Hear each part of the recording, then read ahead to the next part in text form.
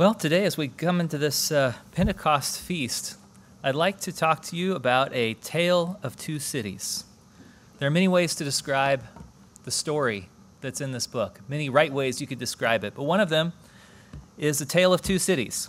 It's a lens which spans from the first page to the last page of the Bible, and it has a significant touchdown on that great day of Pentecost in AD 31. So what do you think the two cities I'm talking about are? Anybody have any guesses? Just shout them out. Old and New Jerusalem. Jerusalem. What was the other one you said? Old and New Jerusalem. Jerusalem's one that I'm thinking of. That's the most commonly discussed one. What was that? Babylon is the second most commonly discussed one. Jerusalem and Babylon. Let's turn back to Genesis 11. Genesis 11. Where are we going in Genesis 11? Tower of Babel. That's right. But this is not the first time a city is mentioned in the Bible. To find the first city in the Bible, you have to go back to what Mr. Rudy Rangel was talking about what happened with Cain and Abel. Cain goes out after he murders Abel, and he's a murderer. He's worried what will happen to him, and so God says, I'll put a mark on you to protect you out of this graciousness that he has. But that's not enough. Cain still feels a need to look after his own defense, his own interests. And so he goes out and he builds the first city that we have in the Bible, travels to the east, builds a city. So here, flash forward to Genesis 11. Also, Cain names the city after his own lineage. The city is going to be named after his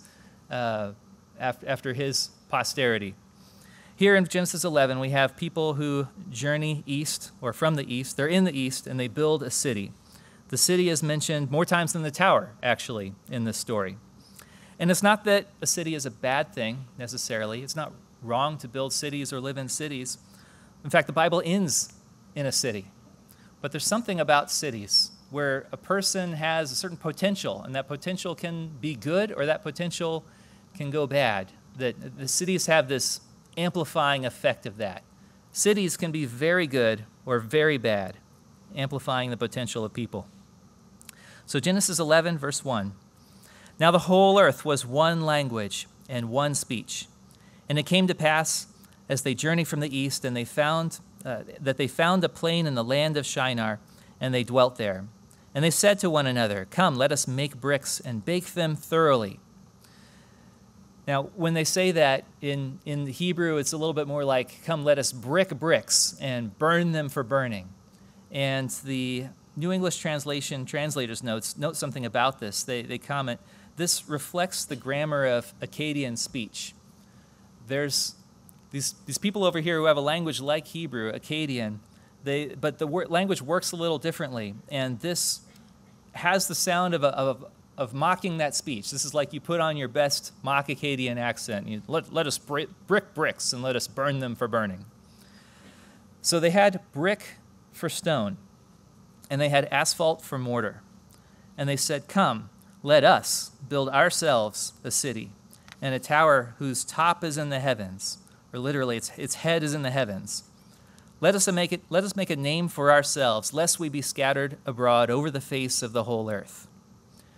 Now, when talking about this tower in Shinar with its head in the heavens, the first hearers of what we have as Genesis, the Genesis scroll, are going to be the Israelites, and they're going to make a connection whenever they hear the head with its head is in the heavens. It's kind of like if I were to say, make America great again, and I were to do it in the voice of the person who first said it, you wouldn't just take those words on face value. You'd know that I'm talking about something that's become a greater idea. And that was true here as well. We have this exact expression, its head in the heavens, in surviving inscriptions relating to ziggurats, which come from that area, the plain of Shinar. In fact, the IVP Bible Backgrounds Commentary, page 42, says, this phrase is reserved almost exclusively for the description of ziggurats in Akkadian usage. And we actually know who were building these people, why they were building them, and so why were they? If you could bring up the slide here now. This is a couple pictures of a couple different ziggurats here. What do you notice as a prominent feature from these? Any thoughts? Staircase. The staircase is huge. It's the main feature there. In fact, it's the point. These are not like Egyptian pyramids that have a network of rooms inside and everything. It's just a pile of rubble, basically built up and then built upon a building for the staircase. The NIV application commentary says this on page 374 about it. The best indication of the function of ziggurats comes from the names given to them. For instance, the name of the ziggurat at Babylon, Etemenantki, means temple of the foundation of heaven and earth. One at Larsa means the temple which links heaven and earth. Most significant is the name of the ziggurat at Sippar, which means temple of the stairway to pure heaven. A literal stairway to heaven. Except it's not. It's not a stairway to heaven. It's a stairway from heaven. You see, this whole thing had to do with a system of thinking that said humans have needs, gods have needs. People thought about there being many gods at this time. And so they said, well, let's make a deal here. Let's make a deal. We're a powerful people. We can build this God here. We can build you a better house. We can build you a better path down from heaven. We can give you better food and better offerings, better worship, and in return, you give us something. You give us good crops. You give us fertility, protection, and we get to make a name for ourselves by having a kind of exclusive access here. We'll be the gatekeeper between the gods and people.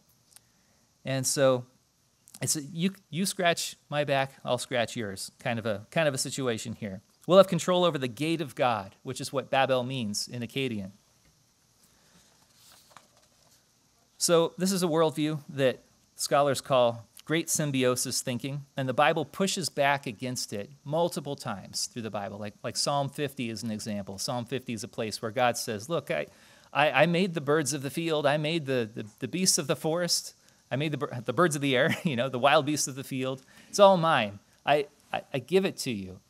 It's an entirely different model than what these people were doing. Reading again from the IVP Bible Backgrounds commentary, it says, ziggurats were structures designed to provide stairways from the heavens, the gate of the gods, to earth so that the gods could come down into their temple and into the town and bring blessing. So they'd build a ladder, and then they'd build a temple by it. The gods come down the ladder, they go into the temple, you bring them food, they give things to you. It was a convenience provided for the deity and his messengers. These stairways were featured in the mythology of the Sumerians and also are portrayed in Jacob's dream, Genesis 28. We're going to come back to that thought. Hold that thought. There were no rooms, chambers, or passageways of any sort inside. The structure itself was simply made to hold up the stairway. At the top was a small room for the deity, equipped with a bed and a table supplied regularly with food. In this way, the deity could refresh himself during his descent. So it's like we not only build you the stairway, we put a little Buc-ee's on top. A little rest stop there, something that's going to refresh you a little bit as you're halfway down and make things a little bit easier there for you. Bring them down into our brick house for you. The Bible doesn't point out that this wasn't worship for other gods. It's possible that part was just so obvious that it really wasn't worth mentioning it. And instead, the story as we have it in Genesis 11 gets at something even deeper. It aims its guns at something deeper. Something that is so rotten with what's happening here that even if you were to do it for the true God, it would fall apart. It would be something God would have to shut down. Because you see, what these people wanted was a genie in a bottle. This was the relationship they wanted with the gods. They wanted control over this relationship, to be the gatekeeper to access to God. You could say they're trying to corner the market on the gods, It's just us. We've got the special relationship here. You got to go through us. But ultimately, it was about control. And remember, their goal was, let us make a name for ourselves. Let us make a name for ourselves. Well, God had already started his own building project, and his was designed to do something similar. It was also to unite heaven and earth. It was to bring God's space into man's space, for him to walk alongside man. It happened in Eden. It happened in the garden. But then a seed of Babylon thinking crept into Eden. And like all projects like this, God had to shut it down. He had to shut it down in many ways for humanity's own good. And Babel was likely, if this is correct, if the mocking the Akkadians and using this particular phrase, if this is a right trajectory for how Moses wants us to read this story, then Babel was an attempt to reestablish this link, but to do it on man's terms, to do it on mankind's terms. These great men had something to offer God, and they were attempting to renegotiate the contract. They were going to make God an offer he can't refuse. But as it turns out, God will not be manipulated through the art of the deal. That's not how it's going to work. So knowing all this background helps then when you come back to Genesis 11. If that's correct, then you can hear the rich irony of the story. Because if they built this thing to bring the gods down, but in the way that they could control, well, here's what happens in verse 5. And the Lord came down, indeed, to see the city and the tower which the sons of men had built. Well, they got what they wanted, but not how they wanted, as we'll see. Now, what's interesting about this story, too, is that it's really short. It's a very short story, but it takes time to talk about a technology that made this thing possible, the brick. I'm going to set this right here. The brick. Something new that comes along. This is a wonderful thing. It's efficient, it's repeatable, it's fast. You get a whole bunch of these in a row. You can build all kinds of things on it. It's not like messing with stone. Each one of the stones is different, but all these bricks are the same. That is fantastic if you're trying to build big projects to make your name great. The ultimate commodity. So what do you think the Israelites, the first recipients of the full Genesis scroll, what do you think they think when they hear about the brick? Do you think that has any significance to them? Well, it sure does. You could write this down or turn there if you want. Exodus 1, 10 through 14. Actually, it's the next time the brick shows up in the Bible story. They've got a lot of personal experience with this. In Exodus 1, verse 10, Pharaoh speaking, he says, "Come, let us deal shrewdly with the Israelites, lest they multiply." So Pharaoh wants to destroy the Israelites, and he makes a plan. And his first plan is, so the Egyptians made the children of Israel serve with rigor, and they made their lives bitter with hard bondage, in mortar, in brick, and in all manner of service in the field. All their service in which they made them serve was with rigor. Commenting on the Babel passage, the Theological Word Book of the Old Testament on page 468 says, most usages of this term, the brick, occur in contexts showing the toil and futility of human effort. A sarcastic, poetic doublet emphasizes that the Tower of Babel, an archetype of futile human effort, was built of brick. And the sarcastic doublet was that, let us brick bricks, let us burn them for burning. So the Israelites knew a thing or two about bricks because they had been the targets of an extermination campaign that was built around the brick. They understood that the backbreaking, dehumanizing labor of Pharaoh's grand building projects. And there was something about a brick in Egypt then that makes the person making it like the brick itself. It's the ultimate commodity, completely one-swappable with any other. And there was something about what was happening to Israel that was making them just like that. In fact, they were worth even less than that because Pharaoh wanted more of these, but fewer brick makers. That was the point. You know, I picked this up for 68 cents this week at Lowe's, and the clerk started to say, "Do you want a receipt with that?" And he kind of looked at it again. He's like, "Probably not. It's just a brick. It's just a brick." They were in bondage to someone who viewed them as worthless. They could surmise that whoever in this Babel story was actually making the bricks, they're not going to share in that glory, most likely. But they were instead probably going to be the first victims of that great imperial dream. So Babel was a power play. If this approach is right, Babel was a power play in two dimensions, against God and against man. God's two great commandments are to love him with all our hearts and to love others as ourselves. And it turns out those are two sides of one coin. Whenever we worship the wrong gods or worship the right God wrongly, we end up usually oppressing other people. That's not far behind, and vice versa. So they had brick for stone. So God says in Genesis 11:7, "Come, let us go down and there confuse their language. that they may not understand one another's speech. So the Lord scattered them abroad from there over the face of all the earth, and they ceased building the city. Therefore its name is called Babel. Babel in Akkadian was gate of the gods. Now it's Babel in Hebrew, which is confusion. Because there the Lord confused the language of all the earth, and from there the Lord scattered them abroad over the face of all the earth. Now you turn one page over, and you see where God says, okay, I'm going to kick my building project into gear now from the unlikeliest of places. Actually, from this place, I'm going to pull an elderly couple out of here and start my project. From the unlikeliest of seeds, an elderly couple. God has an eye on how he's going to turn this thing around from that point forward. So let's turn now to Genesis 28, because there's actually two towers with their head in the heavens in the Bible, and they're both in Genesis. Now, in Genesis 28, Jacob is fleeing from Esau. He's doing the reverse of Abraham's plan. Abraham was coming from Haran into the land, and he stops in Bethel as one of his first places. Jacob's on his way out because he's running from Esau, and he's headed to Haran. But before he leaves, God gives him this vision in Genesis 28:11. So he came to a certain place and stayed there all night because the sun had set. And he took one of the stones of that place and put it at his head, and he lay down in that place to sleep. Then he dreamed, and behold, a ladder was set up on the earth, and its top reached the heaven, or its head was in the heaven, literally there. It's the same expression. And there the angels of God were ascending and descending on it. The other shoes dropped now. The other shoes dropped. Here is the real portal between heaven and earth. In verse 13, and behold, the Lord stood above it and said, I am the Lord God of Abraham, your father, and the God of Isaac. The land on which you lie I will give to you and your descendants. Also your descendants shall be as the dust of the earth.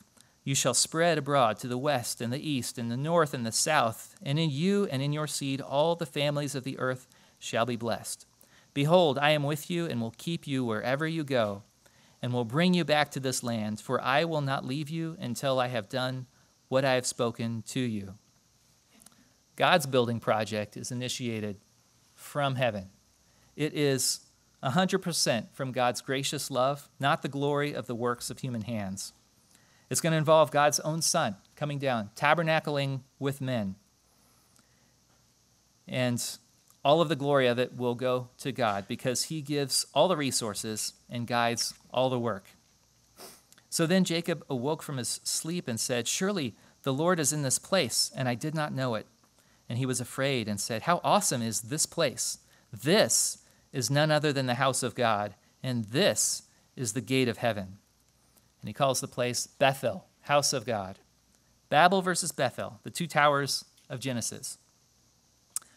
In Babel, it's a brick stairway down to a brick house, but God showed Jacob he's planning his own building project here with a different way of thinking behind it. Again, both initiatives are trying to bridge heaven and earth. That's not necessarily a wrong idea. It seems that God has wired us, has put it in our hearts to want to seek that. But how we do it matters a lot. We can do it in a corrupted, disordered way, or we can do it through the path that God brings down to us. See, in Babylon, God is merely an ally. They view him as an ally. He's a side character in their story, is what's happening there.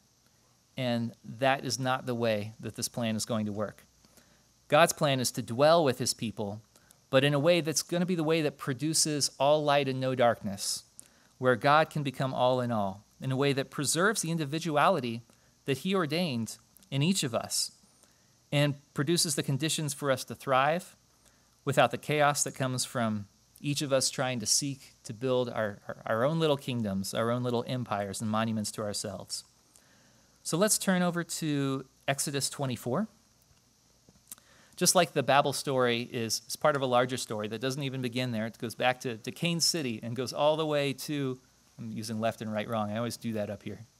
All the way from Cain City, all the way to that humongous, terrible Babylon system that we have in the book of Revelation.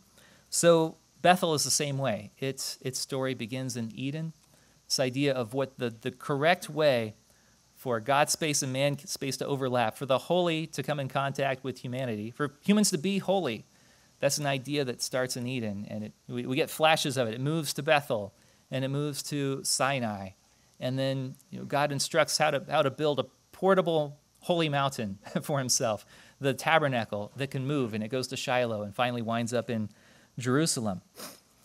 But in Exodus 24, this is at Sinai, in verse 9, we read, again, the question that we're asking here is, when God starts a building project, what do you think that building project is made out of? Then Moses went up, also Aaron, Nadab, and Abihu, and 70 of the elders of Israel, and they saw the God of Israel, and there was under his feet, as it were, a paved work of sapphire stone, and it was like the very heavens in its clarity. Now, it makes sense to render it that way in English, but in Hebrew, the word pave there is the word brick from the Babel story. It was bricked with sapphire stone. So in the Babel story, we're told that they used brick for stone. And we find here that when God creates these spaces to meet with people, he uses stone for brick. There's a different approach happening here. And I have something else.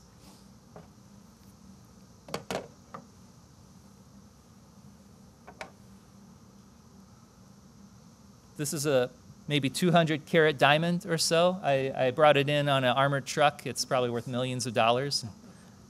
Not really. It's good of you to chuckle.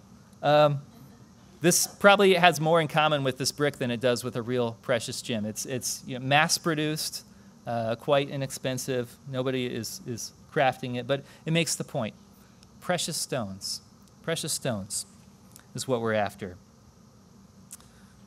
Eden is described in Genesis 2 as nestled among lands with precious stones. In Ezekiel 28, we get a reflection on that as well, in a story that we believe is a portrait of Satan, actually. And it talks about him and says that he was in Eden, the garden of God, and walked amidst the fiery stones. In Exodus 28, we see how the high priest is outfitted whenever he goes into the holy place. He's got this breastplate that has 12 stones, all different, all unique, all different colors, and each one is etched the name of one of the tribes of Israel. And so by wearing them, he symbolically brings Israel into the presence of God through the symbolism of wearing those 12 precious stones. And then in Revelation, you get those stones pop back up. Almost the same list of 12 stones become the foundations of the holy city at the end of Revelation that are decorated with these beautiful stones representing the united people of God in that time, now living in God's presence. So if there's one thing I'd like for you to take away from this message, one line to remember this message, it's this: Babylon makes bricks. Jerusalem makes stones. Babylon makes bricks. Jerusalem makes stones. Which city's going to win this? How's this story going to turn out, though? Which one's going to win in the end? Can the scattering and confusion of Babel ever be reversed? You might jot down Zephaniah 3, verse 8, but let's turn over to Acts 2. Zephaniah 3:8 is one of several places that looks forward to some kind of reversal of the Babylon situation there, the Babel situation in Genesis 11. Includes even, it's laced with keywords from that story. And so God's anticipating at some time this thing is going to turn around. And when we come down to the Pentecost of the New Testament in Acts 2, we get this. It says, when the day of Pentecost had fully come, they were all with one accord in one place. That sounds positive, but given what we just read, it maybe could have a negative sound to it as well. Of course, we're supposed to read it positively. This is the disciples gathered together, but there's something interesting that's being developed here. They're one accord, one place. Suddenly there was a sound from heaven. The sound came from heaven, and at Babel God said, "Come, let us go down," as of a rushing mighty wind, and it filled the whole house where they were sitting. Then there appeared to them divided tongues of fire, and one sat upon each one of them. And they were all filled with the Holy Spirit and began to speak with other tongues as the Spirit gave them utterance. Verse 5, and there were dwelling in Jerusalem Jews, devout men, from every nation under heaven. And when this sound occurred, and when it says this sound occurred, that word sound, from the Greek version that we have of Genesis 11 that they rely on normally when they quote the Old Testament in the New Testament, that's how the story starts. Everybody is of one sound in there. And when this sound occurred, the multitude came together. They came together. Then what happens? They were confused. And this is the same word from the Greek version of Genesis 11. They came together and they were confused. But why were they confused? They were confused because everyone heard them speaking in his own language. Everyone heard them speak in his own language. They were confused because they can understand each other. You know, you have to imagine Luke smiling as he writes these words when God gives him the inspiration to understand the significance of what was happening that day and putting it together, whether that came from Peter or other sources to him, whatever way God inspired that understanding. He records this in this way. And then they were all amazed and marveled, saying to one another, "Look, are not all these who speak Galileans? And how is it that we hear each in our own language in which we were born?" There's I could point out a couple other word connections between these. I think I'll just skip over those for time. But these Galileans, how is it that that these Galileans are able to speak in a way that we understand them? The Babylons of the world are built by the Nimrods of the world, typically. The great and mighty people. But who do we have here? We've got these people who Acts 4:13 calls them uneducated and untrained men, Galilean fishermen.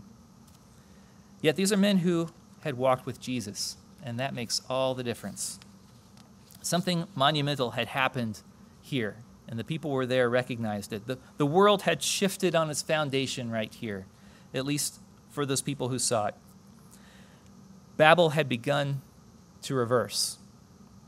In this moment, God has broken ground on a new phase of his building project right here, in a new way, on a new and perfect cornerstone, which is Jesus Christ. And then, in verse 9, they go more or less around the clock. They're around the world as they knew it, the farthest flung places, Parthians and Medes and Elamites, those dwelling in Mesopotamia, Judea and Cappadocia, Pontus and Asia, Phrygia, I always struggle with that one. I'm not sure if I said that right. Pamphylia, Egypt, all of these, in a way that evokes the lead up to the Babylonian story, actually, the Babylon story in Genesis 10, with what people call the Table of Nations, where you get this whole list of the 70 nations and people of their own tongues, and you say, how do they get these tongues? And then the Bible says, well, let me tell you. I'll give you a story about that in the Tower of Babel. And here we are, recalling all these people from all over the face of the earth. God scattered them all over, and now he's recalling these people. Devout Jews, but both Jews and proselytes, Cretans and Arabs. We hear them speaking in our own tongues the wonderful works of God. The Spirit filled the house. Now, they're in the temple complex here. This is the sort of literal Bethel, the house of God, is where they are right here in Jerusalem. This is the house of God. And this kind of thing had sort of happened twice before. Whenever the tabernacle was first made, remember in Exodus 40, the glory of God comes down whenever it's made. And Moses can't even go in. He's prevented from going in because the glory of God fills the tabernacle. And then again, when Solomon constructs the temple and he dedicates it, the glory of God again comes down and fills the temple, and the priests can't go in it now. It's because the glory of God has filled the temple. And, you know, this is something that we don't have any record of ever happening in the second temple until right here. And it does it in the most incredible way. It comes down, and are all the people forced out from the fire and the smoke? No, it comes down and it fills the people. It fills the people because the people are the temple. The Spirit gives them the ability to speak out. And what were they speaking? Were they speaking things that would make up a name for themselves? No, they weren't. They were speaking the wonderful works of God. And so Peter gets up. He gives this incredible sermon. At the end of the chapter, after that, we find this picture of the church of God. They're praising God instead of making a name for themselves. They're selling all and taking care of each other's needs, treating each other like jewels, not like bricks. Babylon, remember, makes bricks. Jerusalem makes jewels. And that is the picture that we have there. So the builders of Babylon, they make themselves known by showing the world what they built. The people of God's city will make themselves known through the love that they have for each other. And that love flows from God's Spirit whenever we trust the Father and follow Jesus Christ. And that's how they're known, how they love each other. Now, this is a mindset that we have to take with us. For those of us who've worked in, say, large companies, I've worked in a couple large companies before I worked for the church, you can encounter brick thinking or jewel thinking. Sometimes you might have good management for a while, and then the management changes, and people come in, and maybe your job doesn't change that much, but you can tell something has changed. And where it felt like we were doing something important, now it feels like we're making bricks, or it feels like what I'm doing is just building up this person's reputation, and they don't even see me. That kind of thing happens in the world, and yet we're still called to be the ones who have jewel thinking that we bring to it. In fact, even something funny can happen, in the church sometimes. Something funny can happen on the way to Jerusalem, where you think that you're building Jerusalem in whatever thing that you're working on, and something happens and you switch over to building Babylon. History is littered with great Babylon builders who thought that they were building Jerusalem. People from the Pharisees to Constantine the Great. It's a often told story. In fact, even someone like King David, you think of King David, when he numbers Israel, whenever he decides, I'm going to have a census to find out how powerful I am with these Israelites, that's the moment. He's moved from building Jerusalem to building Babylon. And God has to shut it down when he does that. And, it can happen in the church. You look at someone like Diotrephes in John 3 in the New Testament. He probably thought he was building Jerusalem, but he was not. He was building Babylon. Sometimes it can happen, in our era. We might get an idea, and the idea seems like such a great idea, and everything else starts to, it just crowds out everything else, and you start feeling like, man, if everybody would just do this idea, if everybody would just do what I say and do it exactly as I say it, if they would all just be bricks, imagine the thing I could build if everybody would just be a brick for me. We can do that. Or we might even idolize somebody in the church. We pick a person and say, wow, they're the most amazing person ever. They're the most amazing speaker. They're, the strongest speaker. Like, only they should be in charge, something like that. And, you start modeling everything on somebody who's not Jesus Christ. It's going to be problems down the road. We can think God is using us to turn people into jewels, or we think, okay, I know exactly how people should be, and it's usually like myself. Is usually what happens. This is the way they should be, and we think that we're helping God turn them into jewels, but we're actually turning them into bricks. Where man builds bricks, God builds with unique, carefully fashioned stones. Solomon's temple was built with stones, not bricks. They didn't need mortar because the stones were handcrafted to fit together. Like, each stone was crafted to fit with the other stones. And this all happened out of sight of the temple complex. Like, if you were there, you didn't see it because it was happening way back at the quarry is where it was happening. So that no hammer or chisel or iron tool was heard at the temple while it was being built. And so, we can look around and stand, we want to build big things, and we can look around at the temple complex and say, where's all the action? I want to see some hammering going on here. I want to see, some big things happening that will impress everybody. But as we've said so many times before, we need to be a work before we can do a work. And often the most important work that's being done is being done back at the quarry.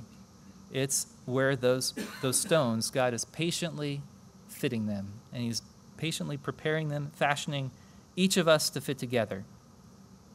And even as we go out and as we shine our light in the world, we have jobs, we work, we interact with people. We need to try to see the potential jewels in those people who right now may be treating us like bricks, which is a hard thing to do, to see someone as a jewel who sees you as a brick. But Jesus said in Matthew 5, 44, 45, he said, love your enemies, bless those who curse you. Do good to those who hate you. Pray for those who spitefully use you and persecute you, that you may be sons of your Father in heaven. That's what he does. He died for us while we were still enemies, which means that he sees us for what we will be, not just what we were and not what we sometimes still are. He sees us for what we will be. He sees us as the living stones that the Father is shaping, as jewels, ready to be fashioned on Jesus' foundation when we answer the Father's call and whenever we accept his grace and follow his instruction and do what he says. Babylon makes bricks. Jerusalem makes jewels. So if you're somebody who's led by the Holy Spirit, then you are called to be a piece of this new Jerusalem in Babylon. Babylon can invade Jerusalem. Jerusalem can also invade Babylon in some small ways. Or to put it another way, we are ambassadors for the world tomorrow. So as we enter this Pentecost feast, let's strive for the unity that comes through glorifying our Father in Jesus Christ and not glorifying ourselves. And let's reflect our master craftsman and strive to see the world through the eyes of the great jeweler in a world that's making bricks.